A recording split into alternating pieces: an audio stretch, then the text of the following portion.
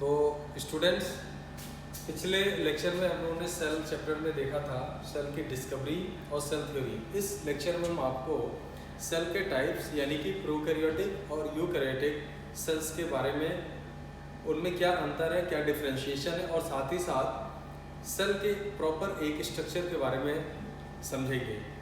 आइए देखते हैं। अगर आप देखें टाइप्स ऑफ सेल्स को, तो मुख्य रूप से दो तरह के सेल्स होते हैं। एक जिसको कि हम लोग कहते हैं प्रोकैरियोटिक सेल, जो कि सबसे प्रिमिटिव टाइप के सेल्स है, जब से धरती बनी है, प्रोकैरियोटिक सेल्स। और दूसरे जो है वो होते हैं eukaryotic cells, right. Prokaryotic cells and eukaryotic cell, ये जो डिफरेंशिएशन किया गया प्रोकैरियोटिक और यूकैरियोटिक सेल का, ये किया गया था on the basis of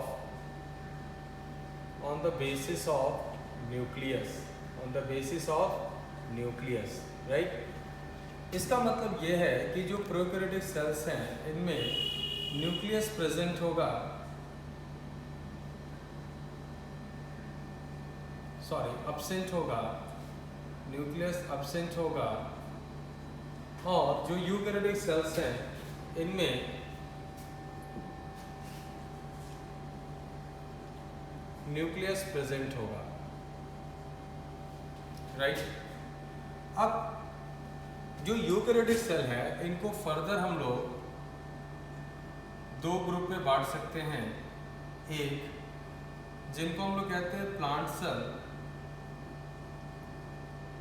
और दूसरे जो हैं उन्हें कहते हैं एनिमल सेल्स। प्लांट सेल वो होते हैं जिनमें सेलुलोजिक सेल वॉल प्रेजेंट होता है, सेलुलोजिक सेल वॉल प्रेजेंट होता है। जबकि एनिमल सेल वो है जिसमें किसी भी प्रकार का सेल वॉल नहीं होता है, सेल वॉल एब्सेंट होगा। सेल वॉल क्या होगा? एब्सेंट होगा, राइट। सबसे पहले हम लोग जिसकी डिटेल स्टडी करेंगे वो होगा एक प्रोकैरियोटिक सेल। ये प्रोकैरियोटिक सेल क्या है? आइए देखिए prokaryotic cell.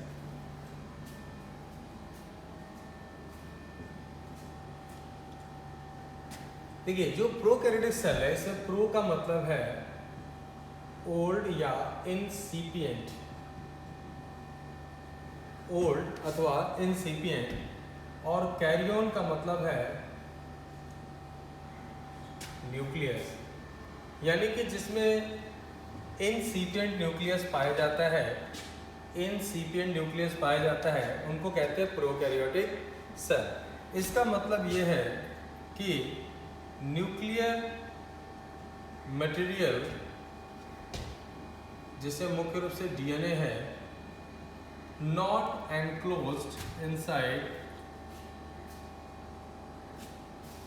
Not enclosed inside nuclear membrane, nuclear membrane, not enclosed inside the nuclear membrane, right. thus true nucleus absent, क्या होता है? true nucleus absent and the place where, जहां पर कि the place where DNA is present called nucleoid। इसमें nucleus के जगह पर किस शब्द का इस्तेमाल करेंगे? It is called the nucleoid. किसमें? Prokaryotic cell. इसके अलावा एक और इम्पॉर्टेंट बात है जो आपको हमेशा ध्यान में रखनी चाहिए कि एक तो ये है कि ट्रू न्यूक्लियस एब्सेंट होता है प्रोकैरियोटिक सेल में। दूसरा ये कि प्रोकैरियोटिक सेल के अंदर किसी भी प्रकार का मेम्ब्रेन बाउंड सेल ऑर्गेनल नहीं पाया जाता है। There is no membrane bound cell organelle in a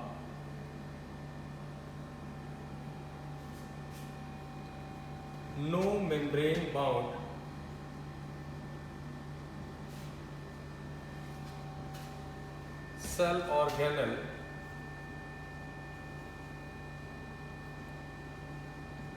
in the prokaryotic cells, ठीक है। No membrane bound cell organelles in the prokaryotic cell, कभी भी आपको मेम्ब्रेन बाउंड सेल ऑर्गेनल नहीं मिलेंगे प्रोकैरियोटिक सेल में, राइट। अगर कोई सेल ऑर्गेनल आपको मिलता भी है तो निश्चित रूप से उसमें मेम्ब्रेन नहीं होगा, जैसे कि राइबोसोम, राइबोसोम में कोई मेम्ब्रेन नहीं पाया जाता, वो राइबोसोम आपको प्रोकैरियोटिक सेल के अंदर मिल सकते हैं। इसके स्ट्रक्चर को और बेहतर ढंग से समझने के लिए आइए हम आपको एक बैक्टीरिया के एग्जाम्पल से समझाते हैं कि एक प्रोकैरियोटिक सेल में क्या चीजें होती हैं, राइट। जैसे सपोज मान लीजिए कि ये एक टिपिकल बैक्टीरियल सेल है जिसमें आप देख सकते हैं कि इसका सेल मेम्ब्रेन है, this is the cell membrane, ठीक है। इस सेल मेम्ब्रेन में एक या दो जगह इनफोल्डिंग होती है जिसको कि मीजोसोम कहते हैं, दिस इज द मीजोसोम, और इसके चारों तरफ आपको एक सेल वॉल दिखाई देगा, there will be a cell wall. लेकिन ध्यान रखने वाली बात यह है कि ये सेल वॉल प्लांट सेल से बिल्कुल डिफर होता है और इसमें cell wall without cellulose, cell wall without cellulose, ठीक है। और ये बना होता है made up of peptidoglycan, ये एक प्रकार का केमिकल है पेप्टाइडो ग्लाइकेन, राइट। इसका बना होता है एक प्रोकैरियोटिक सेल वॉल, राइट। इसी के साथ साथ इनमें चारों तरफ पॉलीसैकेराइड की एक लेयर होती है कुछ बैक्टीरियल सेल में, और ये जो पॉलीसैकेराइड की एक लेयर है जिसको कि आप बाहर सेल वॉल के देख पा रहे हैं, ये पॉलीसैकेराइड की जो लेयर है इसको हम लोग कहते हैं glycocalyx, this is known as glycocalyx, this is glycocalyx, या कभी कभी इसको स्लाइम लेयर या कैप्सूल कहते हैं। अगर ये नया नया बना हुआ है तब ये स्टिकी होता है, तब इसको हम लोग स्लाइम लेयर कहते हैं, और जब बाद में ये सख्त हो जाता है, रिजिड हो जाता है, तब इसको कैप्सूल कहा जाता है। स्लाइम लेयर की वजह से ही बैक्टीरिया की प्रॉपर्टी होती है कि वो एक साथ चिपक सकते हैं। खैर हम लोग यहाँ बैक्टीरिया नहीं, हम लोग प्रोकैरियोटिक स्टडी देख रहे हैं, और प्रोकैरियोटिक स्टडी देखने के लिए हमने सिर्फ एक बैक्टीरिया को अपना एक आइडियल माना है या बैक्टीरिया को मॉडल के रूप में प्रस्तुत कर रहे हैं। तो this is the prokaryotic cell, prokaryotic cell जिसमें आप देख रहे हैं कि कोई न्यूक्लियस नहीं है, हालांकि इसके जगह पर एक आपको न्यूक्लियर मटेरियल यहाँ मिलेगा और इस स्ट्रक्चर कहेंगे हम लोग nucleoid, this is called the nucleoid. इसके अलावा आपको इसमें राइबोसोम्स भी ऐसे मिलेंगे, हालांकि ये जो राइबोसोम्स होंगे ये 70S टाइप के होंगे, ribosome that is the 70S type. इसमें जो 70S है इसके बारे में हम लोग आगे डिटेल में जब राइबोसोम पढ़ेंगे तब उसके बारे में स्टडी करेंगे। इसके अलावा कुछ बैक्टीरिया में इस न्यूक्लियोइड के अतिरिक्त एक double stranded closed circular DNA भी पाया जाता है जिसको कि हम लोग प्लाज्मिड कहते हैं, this is known as plasmid. कुछ प्रोकैरियोटिक सेल जैसे कि साइनोबैक्टीरिया में ऐसे फोटोसिंथेटिक लैमेली पाए जाते हैं ग्रीन कलर के, जिनमें ऐसे क्लस्टर में फोटोसिंथेटिक पिगमेंट पाए जाते हैं और इनको कहते हैं हम लोग photosynthetic lamellae, these are photosynthetic lamellae. जैसे साइनोबैक्टीरिया ब्लू ग्रीन एल्गी पाए जाते हैं जिसके ऊपर क्रोमैटोफोर पाया जाता है। क्रोमैटोफोर क्या होता है? क्रोमैटोफोर वास्तव में क्लस्टर होते हैं, गुच्छे होते हैं डिफरेंट तरह के पिगमेंट्स के, राइट। तो ये इतने स्ट्रक्चर आपको दिख सकते हैं कि यहाँ पर एक न्यूक्लियोइड है, यानी कि ट्रू न्यूक्लियस एब्सेंट है। न्यूक्लियोइड जिसको कहते हैं represented by DNA not associated with any protein, not associated with any protein and without nuclear membrane, and without nuclear membrane, right. और अगर सेल वॉल होगा भी तो वो किसका बना होगा? It will be made up of peptidoglycan. हालांकि इसके कुछ एक्सेप्शन भी हैं, जैसे आर्की बैक्टीरिया होते हैं उसमें पेप्टाइडोग्लाइकेन की जगह पर स्यूडो पेप्टाइडोग्लाइकेन पाया जाता है। उसे हम लोग डिटेल में आगे जब चैप्टर पढ़ेंगे बायोलॉजिकल क्लासिफिकेशन तो फिर वहाँ हम लोग स्टडी करेंगे। तो कुल मिला के ये एक प्रोकैरियोटिक सेल है जिसमें आपको कोई मेम्ब्रेन बाउंड सेल ऑर्गेनल नहीं दिखेगा।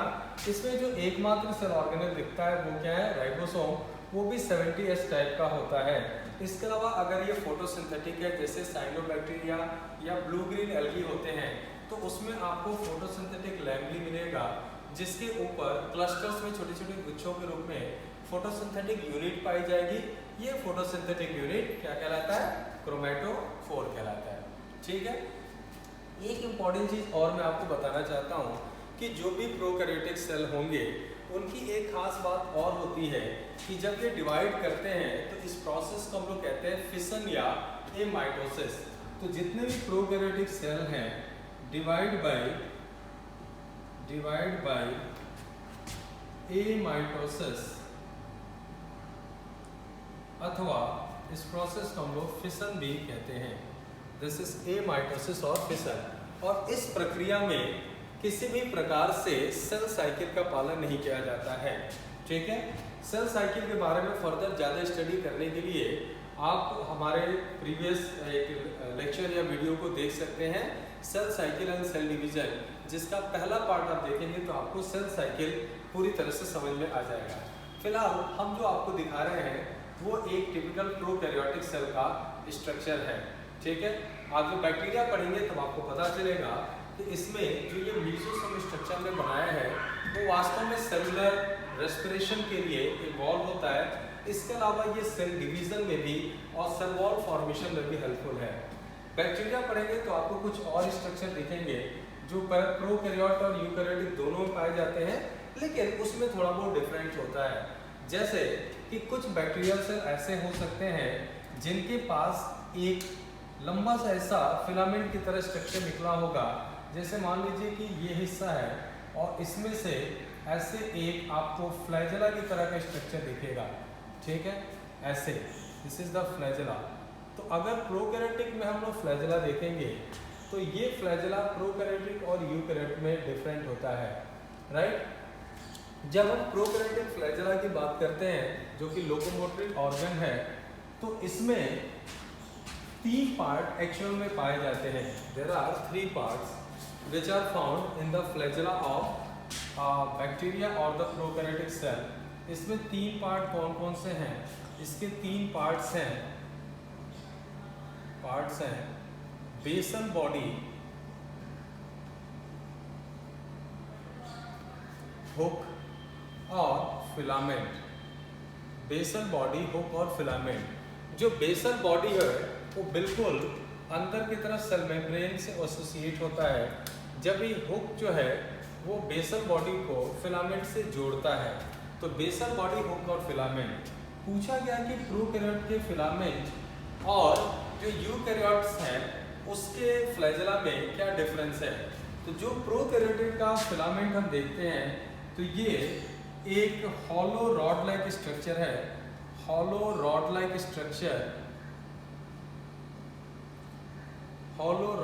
Structure made of flagellin protein. और आप ध्यान दें, अगर याद होगा आपको तो मैं आपको बताऊं, इन यूकैरियोटिक अगर आप देखेंगे फ्लैजेला में तो in eukaryotic flagella only 2 parts present, only 2 parts, basal body and filament present।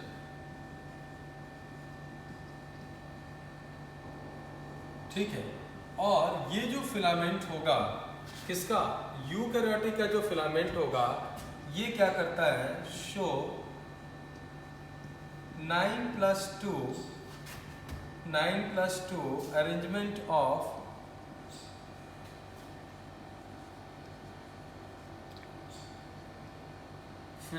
Microfilaments, 9+2 arrangement of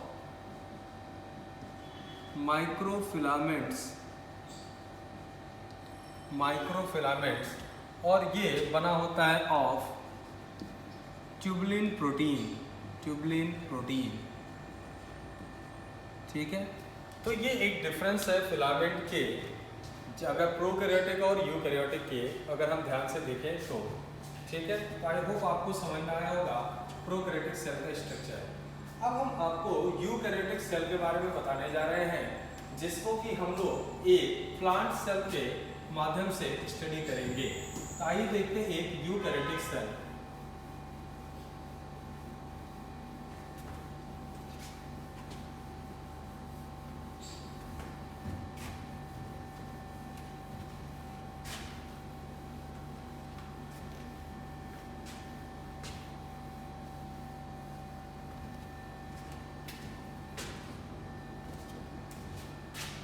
अगर आप बात करें एक यूकैरियोटिक सेल की, तो ये प्रोकैरियोटिक से एडवांस होते हैं, कॉम्प्लेक्स होते हैं। इसमें यू का मतलब जो होता है वो होता है ट्रू या वेल डेवलप्ड। ठीक है, यू का मतलब है ट्रू या वेल डेवलप्ड, और कैरियन का मतलब जैसा कि आप जानते हैं न्यूक्लियस होता है। यानी कि यूकैरियोटिक सेल कौन से हैं जिसमें न्यूक्लियस वेल डेवलप्ड होगा। यूकैरियोटिक सेल की ये तो खासियत है ही।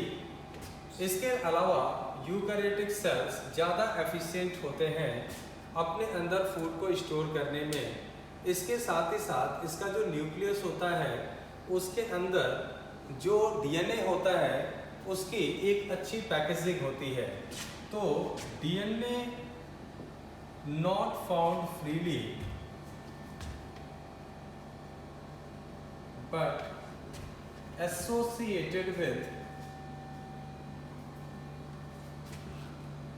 proteins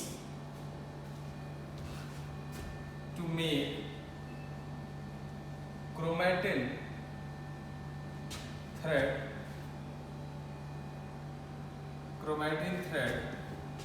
inside the nucleus and surrounded by nuclear membrane,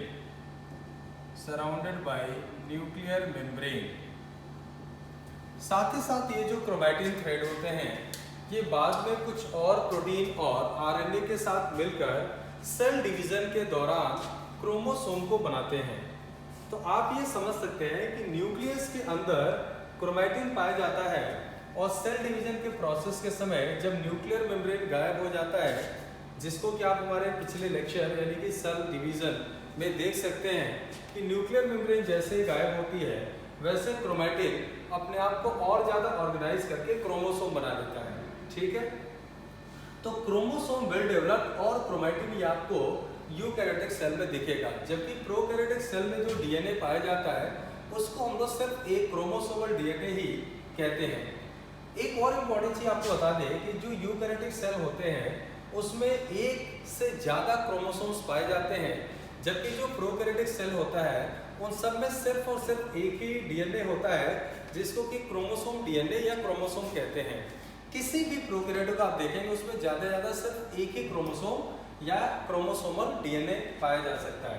ठीक है, तो this is the eukaryotic cell जिसमें ट्रू न्यूक्लियस होगा। इसका मतलब न्यूक्लियर मटेरियल न्यूक्लियर मेम्ब्रेन से चारों तरफ से घिरा होगा और जो डीएनए है वो प्रोटीन्स के साथ एसोसिएट होकर क्रोमैटिन थ्रेड बनाएगा और सेल डिवीजन के दौरान यही क्रोमैटिन थ्रेड आरएनए और कुछ और प्रोटीन के साथ एसोसिएट होकर क्रोमोसोम नाम का स्ट्रक्चर बनाता है।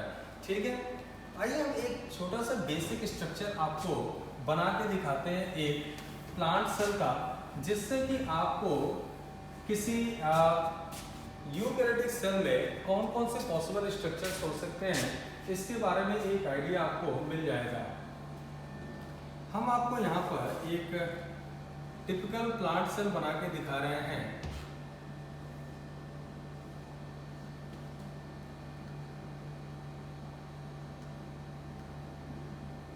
आप देखिए, ये जो मैं आपको एक चैनल बना के दिखा रहा हूँ, इस चैनल को हम लोग प्लाज्मोडेस्माटा कहते हैं। ये जो प्लाज्मोडेस्माटा है, ये एक सेल को दूसरे सेल से कनेक्ट करने में मदद करता है। प्लाज्मोडेस्माटा वो जगह होता है जहाँ पर कि सेल वॉल एब्सेंट है, right. This is the place where cell wall is absent. आप देखिए कैसे एक प्लांट सेल बनाते हैं। आप हमारे साथ इसको सीख भी सकते हैं कि एक प्लांट सेल को हम लोग आसानी के साथ कैसे बना सकें। ये जो फ्रेमवर्क मैंने बनाया था, वास्तव में ये सेल वॉल का एक ऐसा लेयर होता है जो कि दो आसपास के सेल्स को एक साथ जोड़ता है, और इसे हम लोग कहते हैं मिडिल लैमेला। तो this is the middle lamella, और इसी मिडिल लैमेला से दो सेल्स एक दूसरे के साथ क्या करते हैं, चिपकते हैं। इसीलिए मिडिल लैमेला को हम लोग सिमेंट्री लेयर कहते हैं। अभी जो हमने सेल वॉल बनाया वो इस सेल का है। अब हम इसके अगल बगल जो सेल्स हैं उनके सेल वॉल को बनाएंगे। तो ये देखिए, ये सेल वॉल हम बनाने जा रहे हैं, वो है इसके अगल बगल के सेल्स का। तो this is the cell wall of the neighbouring cells, और जहाँ पर सेल वॉल एब्सेंट है उस जगह को हमने नाम दिया है प्लाज्मोडेस्माटा, यानी कि एक साइटोप्लाज्मिक कनेक्शन वो प्रोवाइड करेगा, राइट। तो this is the plasmodesmata. Plasmodesmata यानी कि it provide cytoplasmic connection, provide cytoplasmic connection between cells, right. तो ये मिडिल लैमेला हुआ, और मिडिल लैमेला पर आपने देखा ये सेल वॉल है। अब सेल वॉल प्लांट का सबसे बाहरी स्ट्रक्चर होता है, जैसा कि आपने लास्ट लेक्चर में पढ़ा था। तो सबसे जो पास का हिस्सा होता है किसी भी सेल वॉल का, इसको हम लोग कहते हैं सेल मेम्ब्रेन। तो आप देख सकते हैं कि सेल वॉल के अंदर अंदर ये जो मैं आपको बना के दिखा रहा हूँ, ये सेल मेम्ब्रेन है। सेल मेम्ब्रेन क्या करता है, प्रोटोप्लाज्म की बाउंड्री को बनाता है। तो आप लोग ये सोच रहे होंगे कि प्रोटोप्लाज्म क्या होता है। तो प्रोटोप्लाज्म कहते हैं कि वो सारा कंटेंट जो सेल मेम्ब्रेन के अंदर घिरा होता है, उसे हम लोग कह सकते हैं प्रोटोप्लाज्म। तो this is the cell membrane, cell membrane, right. और सेल मेम्ब्रेन के सारे हिस्से को कह सकते हैं हम लोग प्रोटोप्लाज्म। अब अगर इसको हम लोग और डिटेल आपको अगर मैं बताना चाहूँ तो आप इसको ऐसे समझ सकते हैं कि जो पूरा प्रोटोप्लाज्म है वो यूकैरियोटिक सेल में दो हिस्सों में बटा होता है। वो कौन से हिस्से ये देखते हैं। जो सबसे अंदर का जो हिस्सा आपको मिलेगा वो होगा एक न्यूक्लियस, और न्यूक्लियस के आउटर मेम्ब्रेन से ऐसे कंपार्टमेंट की तरह के स्ट्रक्चर बनते चले जाते हैं, और इससे हम लोग कहते हैं एंडोप्लाज्मिक रेटिकुलम। तो बाहरी जो हिस्सा होता है न्यूक्लियस का, जो सेल मेम्ब्रेन, जो मेम्ब्रेन होता है जिसको कि न्यूक्लियर मेम्ब्रेन कहते हैं, वो कंटिन्यूअस हो जाता है विद द सेल मेम्ब्रेन, और ये कंटिन्यूअस होकर एंडोप्लाज्मिक रेटिकुलम को बनाता है। ठीक है, जैसा कि आप यहाँ पर देख पा रहे हैं। तो this structure is called the endoplasmic reticulum, और ER यानी कि एंडोप्लाज्मिक रेटिकुलम। इसके वो हिस्से जिस पर कि राइबोसोम्स लगे होते हैं, इस तरीके से अगर लगा होगा तब इसको कहेंगे हम लोग रफ एंडोप्लाज्मिक रेटिकुलम, जो कि जनरली न्यूक्लियस के नज़दीक वाला भाग होता है। और वो भाग जिस पर कि आपको राइबोसोम लगे हुए नहीं दिखेंगे, उसको देखने में अपीयरेंस स्मूथ होता है, इसलिए उसको कहते हैं स्मूथ एंडोप्लाज्मिक रेटिकुलम। जो रफ एंडोप्लाज्मिक रेटिकुलम है, इसका काम होता है आगे प्रोटीन सिंथेसिस करवाना, जबकि स्मूथ एंडोप्लाज्मिक रेटिकुलम मुख्य रूप से आगे चलकर लिपिड का सिंथेसिस करते हैं। तो हम कह सकते हैं कि ये हिस्सा RER है, यानी रफ एंडोप्लाज्मिक रेटिकुलम, और ये जो स्मूथ दिख रहा है इसको कहेंगे SER, यानी कि स्मूथ एंडोप्लाज्मिक रेटिकुलम। ठीक है, ये हिस्सा न्यूक्लियस है, न्यूक्लियस में आपको इस तरह के स्ट्रक्चर भी दिख सकते हैं जो कि प्रोटीन और आरएनए से मिलकर बना होता है। इसे कहते हैं हम लोग nucleolus. This is called the nucleolus, right. अंदर जो चीज़ मौजूद है इसको हम लोग कहेंगे न्यूक्लियोप्लाज्म। This is nucleoplasm. सबसे बाहर आपको न्यूक्लियर मेम्ब्रेन दिखेगा, न्यूक्लियर मेम्ब्रेन, राइट। और अंदर की तरफ आपको इसमें क्रोमैटिन थ्रेड दिखाई देंगे। These are the chromatin thread,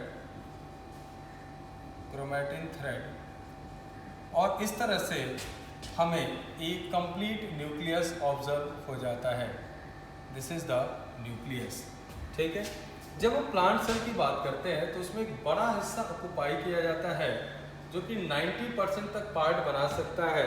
इसको हम लोग कहते हैं vacuole. This is called the vacuole. तो vacuole can occupy the up to 90% portion. तो एक बहुत बड़ा पोर्शन वैक्यूल होता है जिसमें कि वाटर भरा होता है, एक्सक्रीटरी मटेरियल हो सकते हैं, ऑर्गेनिक वेस्ट हो सकता है, ऑर्गेनिक एसिड हो सकता है, इस तरह की चीजें वैक्यूल में। वैक्यूल बहुत जरूरी होता है किसी भी सेल के शेप को मेंटेन करने के लिए, और सेल के शेप को मेंटेन करने की जो प्रॉपर्टी है उसे आप पढ़ते हैं टर्जिडिटी, राइट। तो ये सब चीज़ हम लोग फर्दर आगे पढ़ते रहेंगे।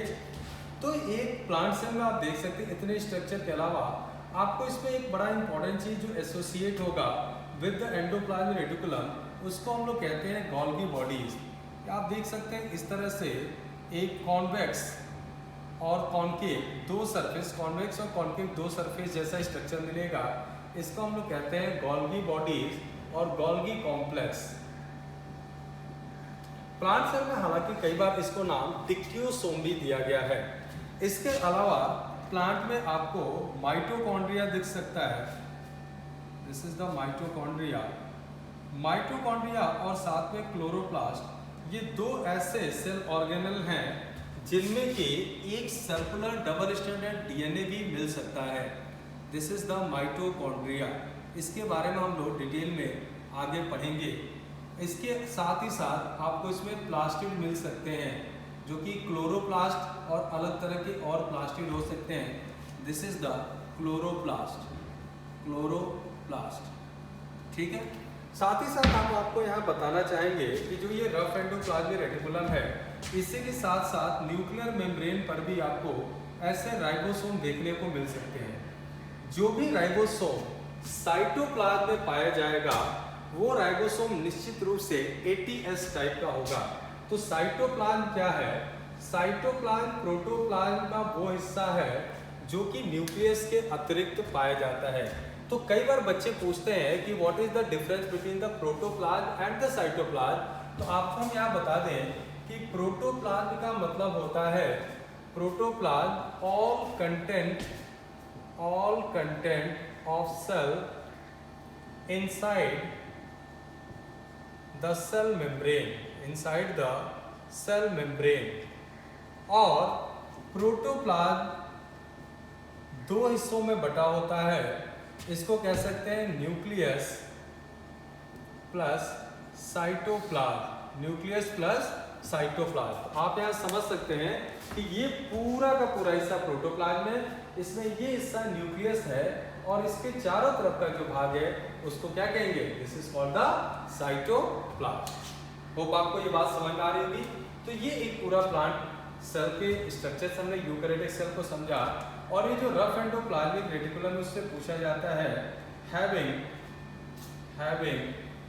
ATS ribosome, having ATS ribosome on surface, तो यूकैरियोटिक सेल में आप याद रखिए कि सिर्फ और सिर्फ ATS राइबोसोम बाहर सरफेस पर लगे हुए या साइटोप्लाज्म में मिलेंगे। लेकिन ये जो माइटोकॉन्ड्रिया और क्लोरोप्लास्ट है इनमें भी राइबोसोम पाया जाता है। तो कंटेन 70S राइबोसोम्स, इन दोनों में 70S ribosome and a small double stranded circular DNA, small double stranded circular DNA। और इस वजह से माना जाता है कि ये जो माइटोकॉन्ड्रिया और क्लोरोप्लास्ट है, ये कहीं ना कहीं इनकी जो ओरिजिन है वो बैक्टीरियल ओरिजिन है। और एवोल्यूशन के दौरान जब इस धरती पर विकास क्रम आगे चलता गया तो प्रोकैरियोटिक से यूकैरियोटिक सेल बनते समय कहीं न कहीं इस तरह के कुछ बैक्टीरिया सेल के अंदर चले गए। उन्होंने एक सिम्बियोटिक एसोसिएशन सेल के साथ बनाया और समय के साथ ये बैक्टीरिया जो कि तेजी से एरोबिक रेस्पिरेशन कर सकते थे वो माइटोकॉन्ड्रिया में बदल गए। और ऐसे बैक्टीरिया जिनमें फोटोसिंथेटिक लैमेली थी जो बाद में आपस में मिलकर ग्रेना की तरह स्ट्रक्चर बना लिए, उन्होंने क्लोरोप्लास्ट का निर्माण किया होगा, जिससे वर्तमान के जो प्लांट्स हैं, जो हल्की हैं और जो हायर प्लांट हैं, उनमें फोटोसिंथेसिस की प्रोसेस होती है और फूड का निर्माण होता है। तो इस प्रकार से हम देख सकते हैं कि जो ये यूकैरियोटिक सेल है ये प्रोकैरियोटिक सेल से एडवांस है और इसका जो स्ट्रक्चर होता है काफी कॉम्प्लेक्स होता है। ठीक है, आगे के लेक्चर में हम आपको एक एक करके सभी स्ट्रक्चर के बारे में, यानी starting from the cell wall to cell membrane और जितने भी सेल ऑर्गेनेल और न्यूक्लियस है उसके बारे में हम आपको बताएंगे।